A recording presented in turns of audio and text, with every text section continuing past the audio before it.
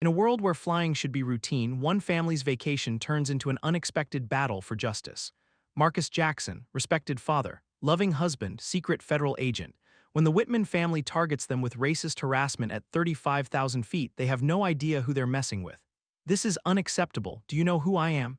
What begins as petty discrimination escalates into physical confrontation.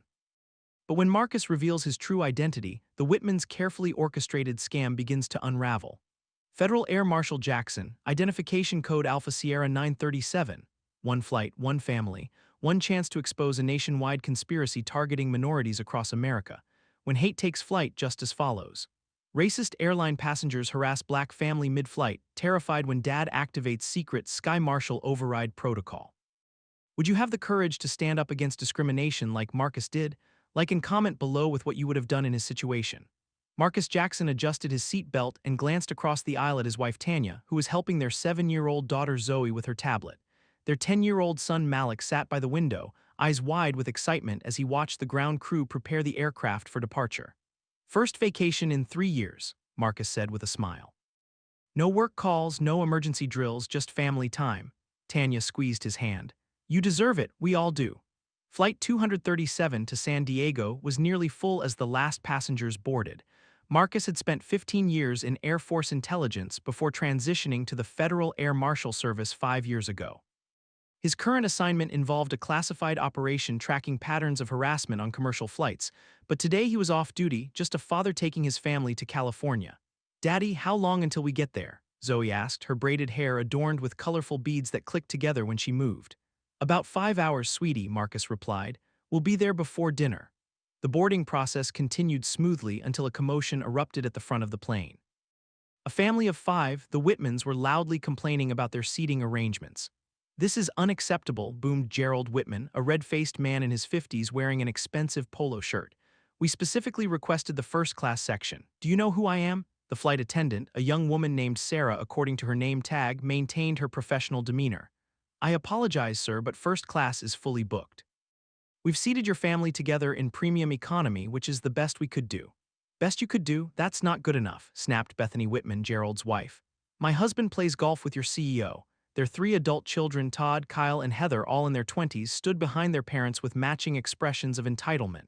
Marcus observed the scene quietly. He'd seen this type of behavior before, passengers who believed rules didn't apply to them. As a trained observer, he noted how the Whitmans' voices carried specifically when crew members of color passed by, how their complaints escalated when addressing the black flight attendant versus her white colleagues. Let it go, honey, Tanya whispered, noticing Marcus's attention on the situation. Not our problem today. Marcus nodded and returned to helping Malik adjust his headphones. You're right, today we're just regular passengers. The Whitmans eventually settled into their premium economy seats, but not before Gerald loudly announced, this airline is going downhill. Too many diversity hires who don't know what they're doing. Several passengers shifted uncomfortably. Others pretended not to hear. 20 minutes into the flight, the seatbelt sign turned off and passengers began moving about the cabin. Marcus noticed the Whitman sons, Todd and Kyle, making repeated trips to the restroom, always taking the long route that passed by his family's row, exchanging glances and snickering each time. On their third pass, Kyle accidentally bumped Zoe's arm, causing her juice box to spill across her clothes. Oh, sorry about that, Kyle said with an insincere smile. Tight spaces, you know how it is. Marcus handed Zoe napkins. It's all right, accidents happen. Tanya gave him a look. They both knew it wasn't an accident. Daddy, my shirt is all wet, Zoe whimpered. I've got a spare in the carry-on, Tanya said, reaching for the overhead bin. As Tanya stood, Todd Whitman returned, deliberately blocking her path. Excuse me, she said politely. I'm waiting for the bathroom, Todd replied, not moving, though the bathroom light clearly showed it was unoccupied. Marcus felt his jaw tighten but maintained his composure. Sir, my wife just needs to access our bag. Todd stared at Marcus for a moment before stepping aside with exaggerated slowness. Whatever. As Tanya grabbed Zoe's spare clothes, Marcus noticed Heather Whitman holding up her phone, filming the interaction while whispering to her mother. He'd seen this behavior pattern in his intelligence work, the deliberate provocation, the documentation to use selectively later. Marcus checked his watch, 4 hours and 30 minutes remaining. He took a deep breath and reminded himself, today he was just a father on vacation. He didn't know that in less than 30 minutes, everything about this flight would change, forcing him to become much more than a passenger. The clouds outside were peaceful, the sky clear blue. For now. The cabin air felt increasingly stifling as the Whitman family continued their orchestrated disruptions. Marcus noticed Gerald checking his watch repeatedly before nodding to his sons, who promptly stood up and began moving toward the rear of the aircraft.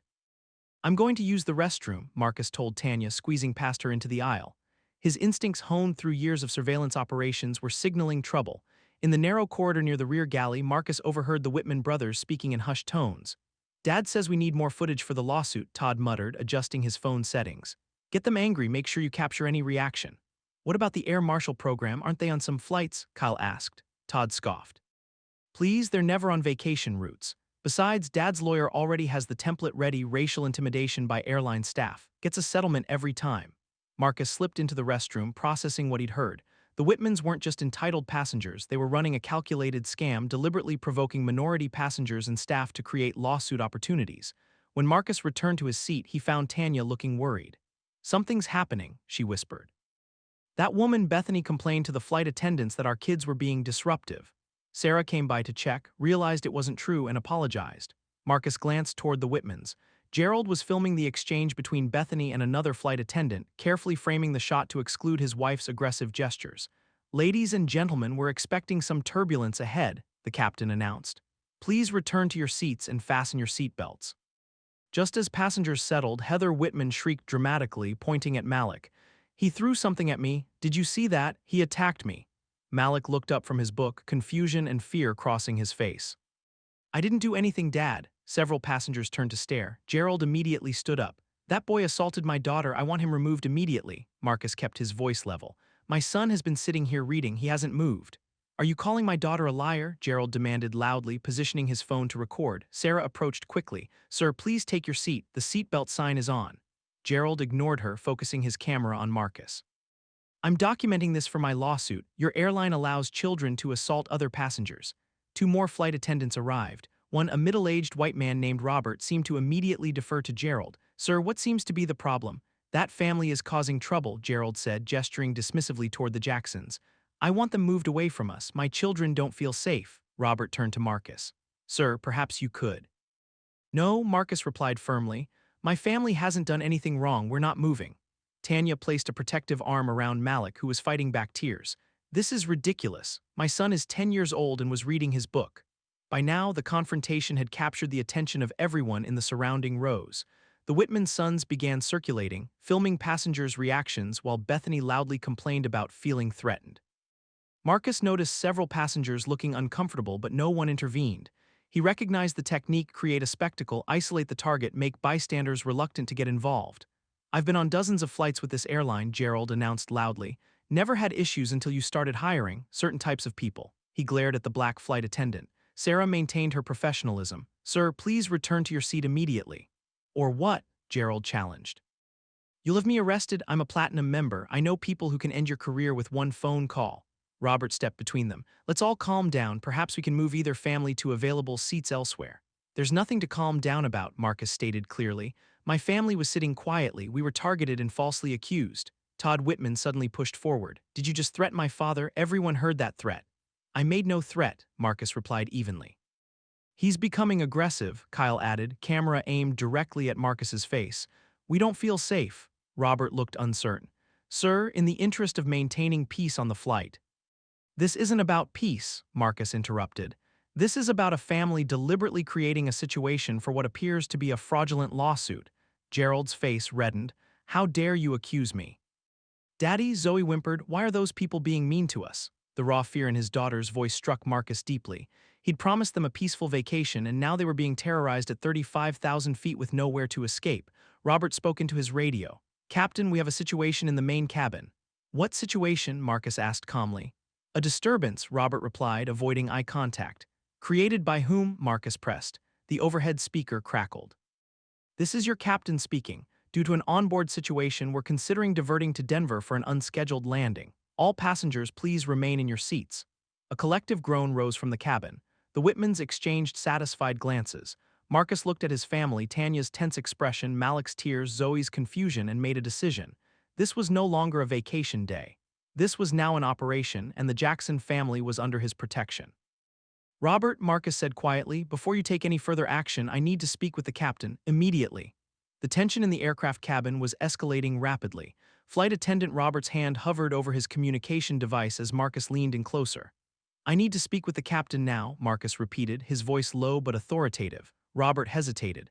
"Sir, that's not possible during flight operations, if you could just—" Without warning, Todd Whitman lunged forward, shoving Marcus back into Tanya. "He's threatening the crew," Todd shouted while Kyle filmed the entire interaction, carefully framing the shot to exclude his brother's aggression. "That's assault," Gerald bellowed, pointing dramatically at Marcus. "Arrest him," several passengers gasped. The cabin erupted in confused murmurs. Marcus steadied himself, his military training kicking in as he assessed the rapidly deteriorating situation. The Whitmans had escalated from verbal harassment to physical contact. Their coordination suggested this wasn't their first time executing this playbook. "Enough," Marcus said, reaching into his jacket pocket. Heather screamed, "He has a weapon." Marcus slowly withdrew his hand, revealing a slim black wallet that he opened to display a federal badge. "Federal Air Marshal Jackson, identification code Alpha Sierra 937. This confrontation is now under federal jurisdiction." A stunned silence fell over the cabin. "That badge could be fake," Gerald scoffed, though his face had paled considerably. Sarah stepped forward, examining the credentials. "This appears legitimate, sir," Marcus nodded. "Flight deck access required under Federal Aviation Regulation 108.14, authorization code Blackbird 7 Echo 9er. Robert's eyes widened at the classified code. "I'll inform the captain immediately." As Robert hurried toward the cockpit, the Whitman family exchanged nervous glances. "You can't just—" Gerald began. "Sir, I recommend you return to your seat and remain there," Marcus interrupted. "You and your family are now under investigation for federal aviation violations, including potential conspiracy charges." Tanya looked at her husband in shock. They had agreed no work on this vacation, yet here he was, badge displayed, using codes she'd never heard before. "Marcus," she whispered. He squeezed her hand. "I'm sorry, trust me." The cockpit door opened and the first officer emerged, approaching Marcus with a mixture of confusion and respect. "Marshal Jackson." "Captain Benson requests your presence." Marcus turned to Tanya. "Stay with the kids, I'll be right back." As Marcus followed the first officer, he noticed the Whitmans huddled together, frantically whispering while deleting content from their phones. Inside the cockpit, Captain Benson, a veteran pilot in his 50s, greeted Marcus with concern.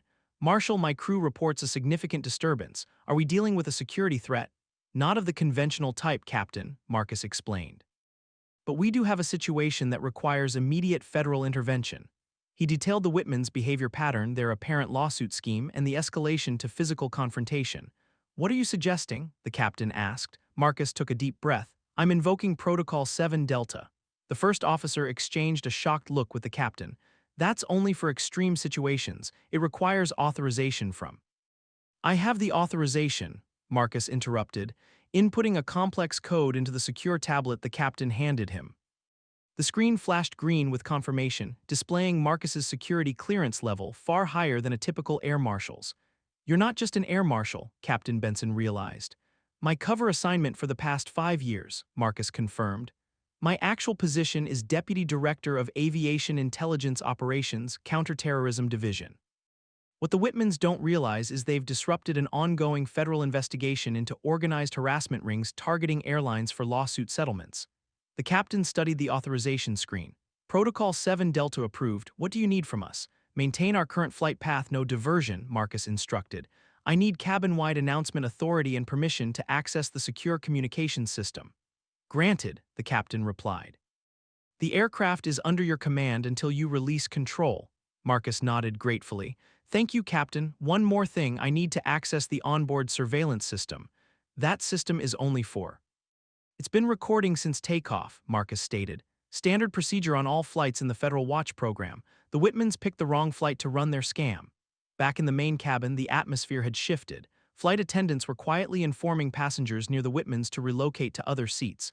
The Whitman family sat isolated, their expressions ranging from anger to growing fear. As Marcus returned to his family, the PA system crackled.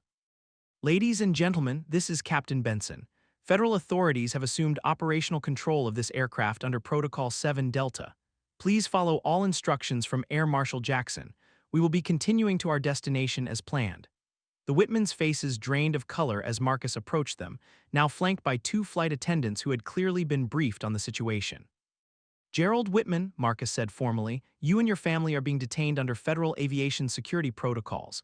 Your electronic devices are being confiscated as evidence." "You can't do this," Gerald sputtered. "I know my rights." Your rights are currently governed by the Aviation Security Act, Section 47, Marcus replied evenly. Furthermore, this aircraft has been recording all interactions since boarding. Those recordings will be reviewed by federal prosecutors. Recording? That's illegal, Bethany protested. Not under federal aviation security protocols, Marcus explained.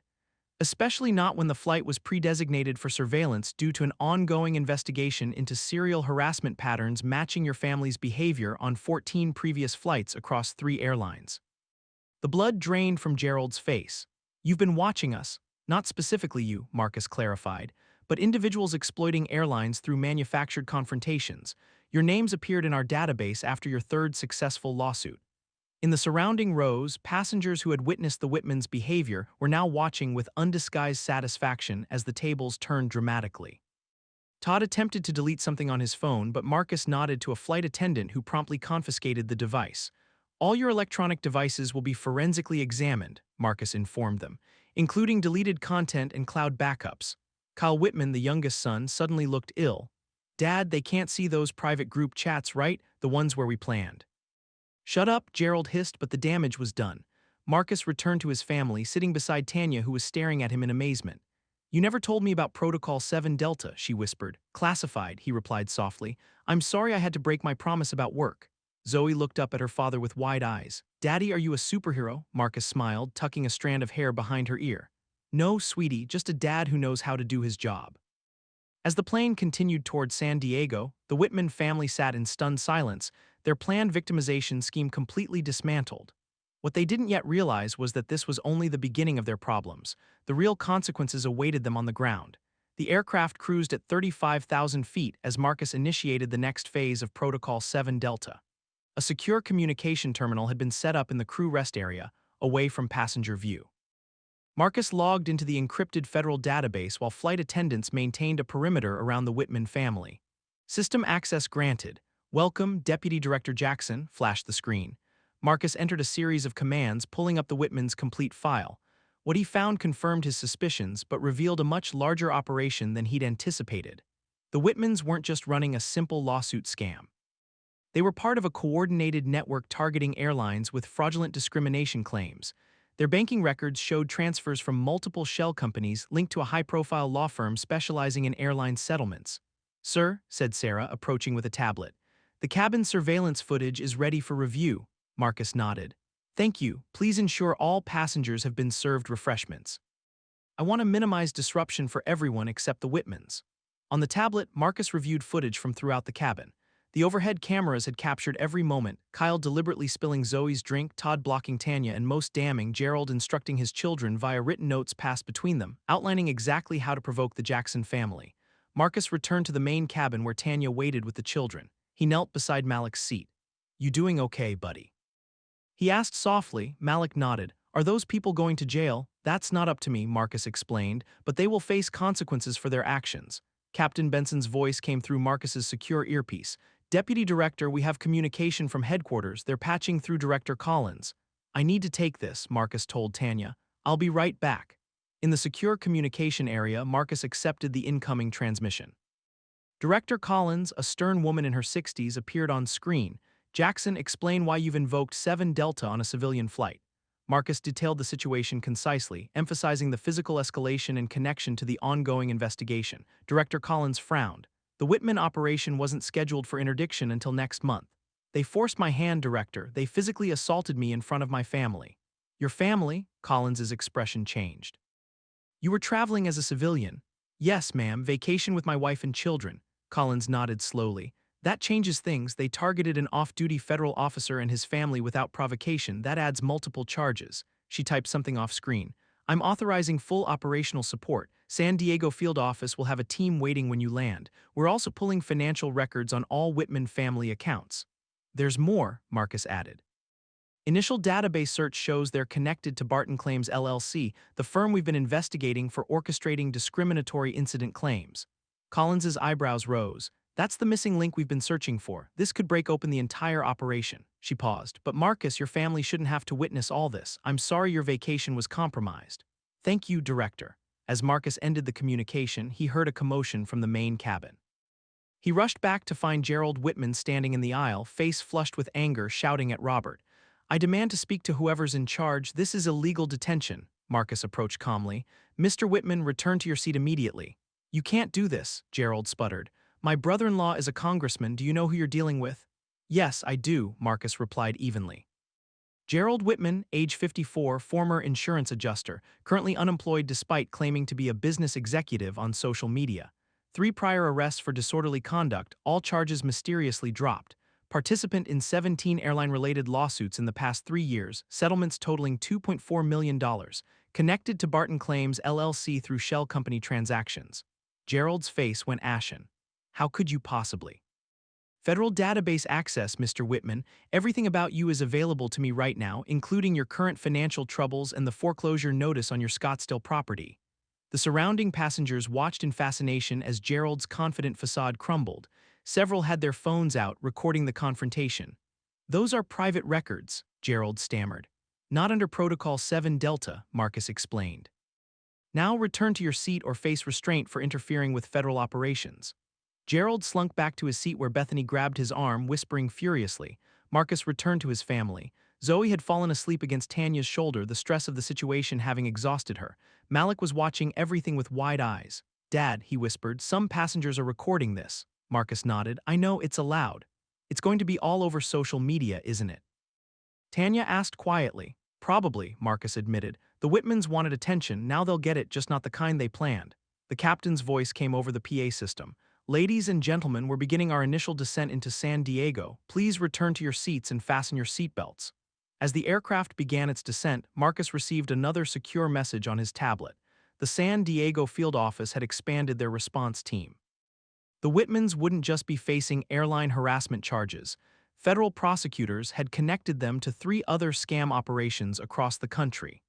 What had begun as a simple family vacation had transformed into the breaking of a case that had frustrated authorities for years. Marcus looked at his sleeping daughter and thought about the vacation they would need to reschedule. For now, justice would have to be enough. As Flight 237 descended toward San Diego International Airport, the cabin atmosphere transformed from vacation leisure to precise federal operation. Marcus monitored the secure tablet displaying real-time updates from ground teams now assembling at the terminal. "San Diego Field Office deployment complete," read the latest update. 12 agents in position, evidence collection team standing by. Marcus turned to Tanya, who was helping Zoe gather her belongings. "When we land, stay seated until I signal. A federal escort will take you and the kids through a separate exit." "Is that really necessary?" Tanya asked, concern evident in her voice. "Standard procedure," Marcus explained. "Director Collins has authorized full protective protocols for you and the children." Across the aisle, the Whitman family sat in uncharacteristic silence. Their phones and electronic devices had been confiscated, leaving them isolated and increasingly anxious. Gerald repeatedly checked his watch, his earlier bravado replaced by visible dread. The captain's voice came over the PA system. "Ladies and gentlemen, we've been instructed to taxi to a special arrival gate upon landing. Please remain seated until federal authorities provide further instructions." A collective murmur spread through the cabin as passengers processed this unusual announcement. Many glanced toward the Whitmans, connecting them to the disruption of normal procedures. "Dad," Malik whispered, "everyone's looking at them now instead of us." Marcus nodded. "That's how justice often works, son. The truth eventually comes to light." The aircraft touched down smoothly at 3:42 p.m., taxiing past the main terminals toward a secluded area of the airport. Through the window, Marcus could see the assembled federal vehicles and personnel waiting on the tarmac. His secure tablet pinged with a final update. Operation status expanded to include Barton Claims LLC principals. Simultaneous warrants being executed in Los Angeles, Chicago, and Atlanta. Code name SKYFALL activated. Marcus exhaled slowly. What had begun as harassment on a family vacation had escalated into the triggering of a major federal operation that had been months in planning. The Whitmans had unwittingly accelerated the takedown of an entire network of fraudsters. Once the aircraft came to a complete stop, 2 uniformed agents boarded through the jet bridge. They conferred briefly with the flight crew before approaching Marcus. "Deputy Director Jackson," the lead agent acknowledged with a nod. "Everything is in place." Marcus stood. "Thank you, Agent Reyes. Please escort my family first." Agent Reyes nodded to his partner, who approached Tanya and the children. "Mrs. Jackson, if you and your children would come with me, please." As Tanya gathered the children and followed the agent, she squeezed Marcus's hand. "Will you be long? I need to oversee the initial detention," he replied. "I'll join you as soon as possible." Once his family was safely escorted from the aircraft, Marcus approached the Whitman family, now surrounded by flight attendants maintaining a security perimeter. "Gerald Whitman, Bethany Whitman, Todd Whitman, Kyle Whitman, and Heather Whitman," Marcus announced formally, "you are being detained under federal authority for investigation of conspiracy to commit fraud, filing false claims, harassment, physical assault, and violation of multiple aviation security regulations." Gerald finally broke his silence. "This is ridiculous, you can't prove anything." Marcus activated the cabin's overhead screens, which now displayed footage from the aircraft's surveillance system, crystal clear images of the Whitmans' orchestrated harassment, physical contact, and coordination through written notes. "The entire flight has been recorded from multiple angles," Marcus explained calmly. "Additionally, your electronic devices are being examined as we speak. Preliminary findings indicate communication with Barton Claims LLC regarding, and I quote from your text messages, setting up another airline payday." Bethany's composure crumbled. "Gerald, you said they couldn't access deleted messages." "They can't," Gerald insisted, though his voice lacked conviction. "Actually, we can," Marcus corrected. "Especially when those messages are part of an interstate fraud conspiracy investigation." The remaining passengers watched in stunned silence as 4 additional federal agents boarded the aircraft. "Agents will escort you from the aircraft," Marcus continued. "You will be transported to the San Diego Federal Building for processing and initial interviews." Todd Whitman suddenly lunged forward. "You can't do this to us, do you know who we are?" Agent Reyes immediately restrained him. "Sir, resisting federal officers will only add to your charges." As the agents led the Whitman family from the aircraft, Gerald made one final desperate appeal to the other passengers. "This is discrimination. We're being targeted." An elderly woman in the second row who had witnessed the entire confrontation responded loudly, "The only people targeting anyone on this flight was your family, young man. Shame on you." Several passengers applauded as the Whitmans were escorted off the plane. Captain Benson approached Marcus. "Deputy Director, the aircraft is secure. All surveillance data has been backed up to federal servers." "Thank you, Captain," Marcus replied. "Your crew handled this situation admirably."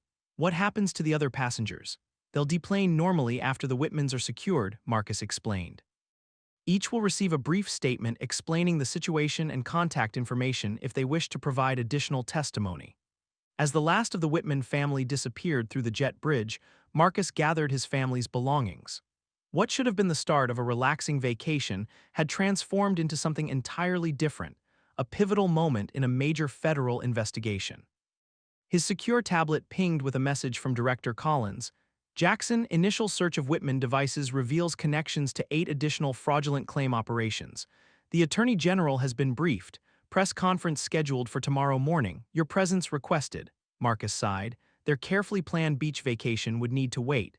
For now, justice took precedence. At 6 p.m., 3 hours after landing, Marcus entered the Secure Evidence Processing Center at the San Diego Federal Building.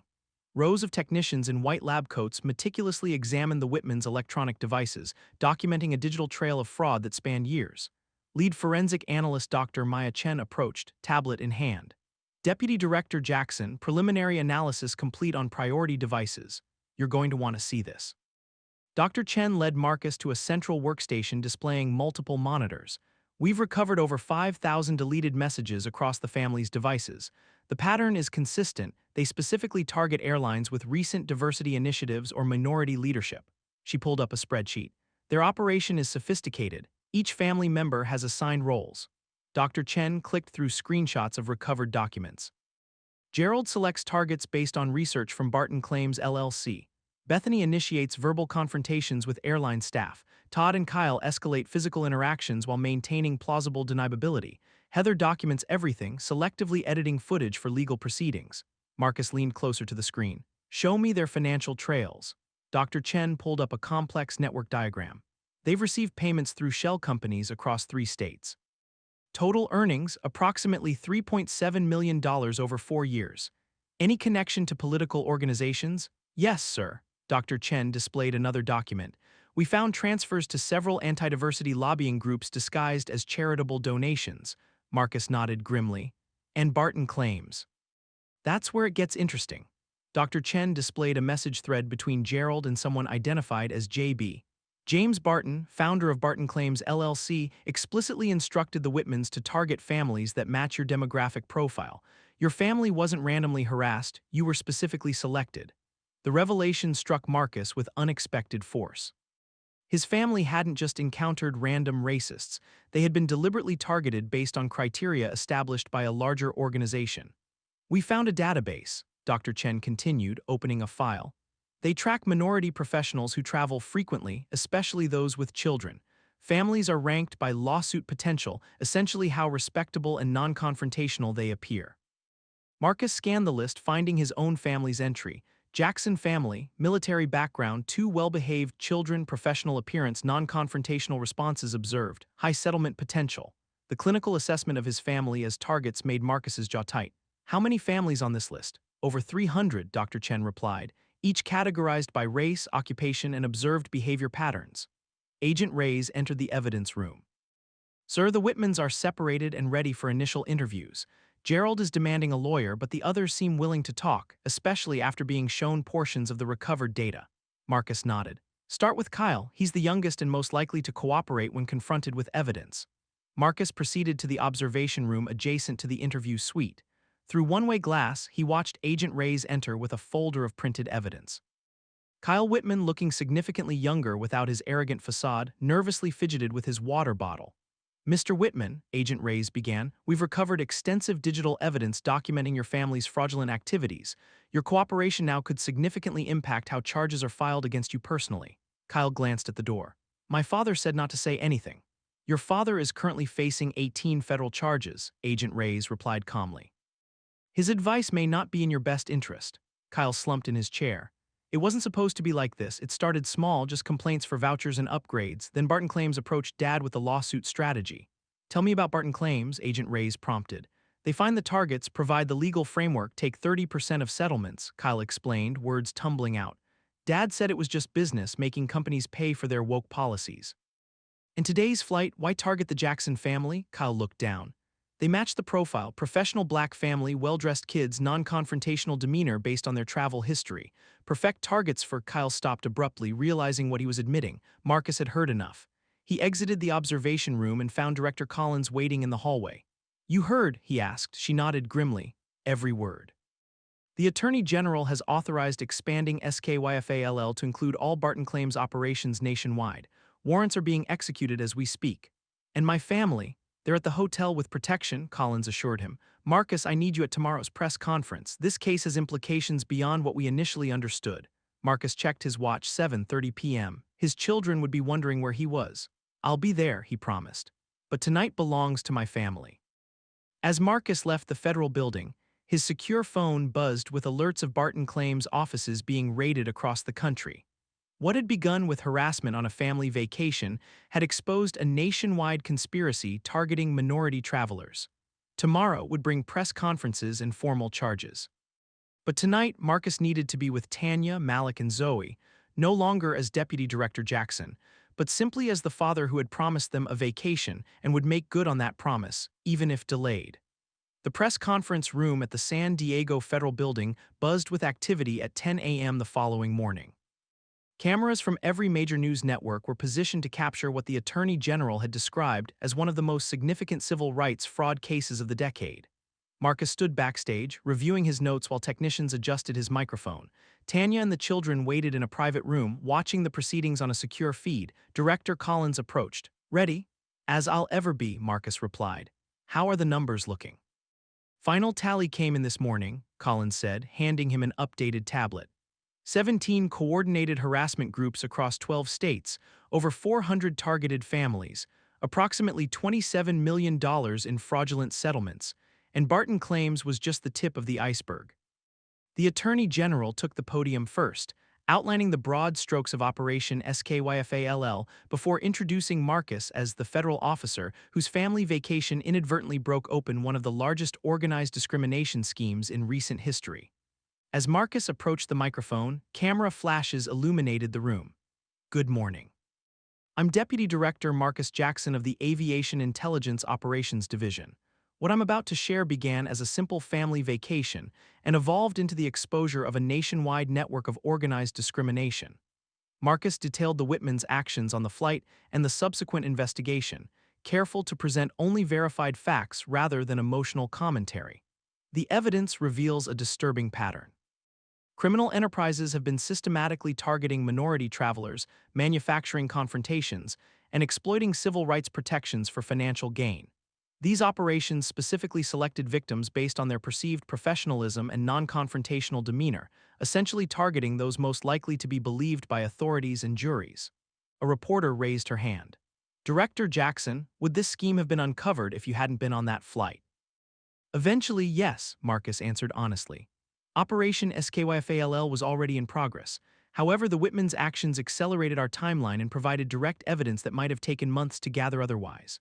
Another reporter called out, "What charges are the Whitmans facing?" The U.S. Attorney's Office has filed multiple charges including conspiracy to commit fraud, filing false claims, civil rights violations, assault, and interference with aircraft operations. If convicted on all counts, they face substantial prison time and financial penalties. As the press conference concluded, Marcus returned to the private room where his family waited. Zoe ran to him immediately, wrapping her arms around his legs. "Daddy, you were on TV." Tanya smiled, but her eyes reflected the weight of everything they'd learned. "So what happens now?" "Now," Marcus said, kneeling to meet his children's eyes, "we finally start our vacation. Director Collins has arranged for us to stay at a beach house in La Jolla, federal protection included but discreet." "Will those people go to jail?" Malik asked solemnly. Marcus nodded. "The justice system will determine their punishment, but more importantly, many families who were victimized will finally receive recognition and compensation." 3 days later, as the sun set over the Pacific Ocean, the Jackson family sat on the beach. Malik and Zoe built an elaborate sandcastle while Marcus and Tanya watched from beach chairs, their shoulders touching. "I still can't believe it," Tanya said quietly. "All those families targeted just for existing in public spaces while black." Marcus took her hand. "The silver lining is that the case has prompted a nationwide review of similar claims. Airlines are implementing new training and security protocols. The Attorney General is establishing a task force specifically focused on discriminatory harassment schemes." His secure phone buzzed with a news alert. "Breaking, Barton claims founder James Barton arrested in Cayman Islands attempting to flee with corporate funds." Marcus showed Tanya the headline before silencing the phone and returning it to his bag. "Enough work," he declared. "For the next 4 days, I'm just Dad." Zoe called from the shoreline, "Daddy, come see our castle." As Marcus walked toward his children, he reflected on how quickly life could change, from peaceful passenger to federal operative, from vacation to investigation, from victims to catalysts for justice. The Whitmans had selected his family believing them to be ideal targets, professional, composed, unlikely to create a scene. What they couldn't have known was that sometimes justice doesn't arrive with sirens and spectacle. Sometimes it walks quietly down an airplane aisle, badge in hand, systematically dismantling the very systems designed to protect those who abuse power. Marcus reached his children and knelt beside their sandcastle, an impressive structure with seashell decorations and a moat that actually held water. "It's beautiful," he told them, genuinely impressed. "You've built something that will last." As the waves gently lapped at the shore, Marcus understood the same could be said about justice. The right kind, built carefully with evidence and procedure rather than emotion and revenge, could withstand any tide. The sun dipped below the horizon, casting golden light across the water. Tomorrow would bring more developments in the case, more families finding validation, more systems being reformed. But tonight belonged to this moment, a father with his family building castles by the sea, finally enjoying the vacation they deserved.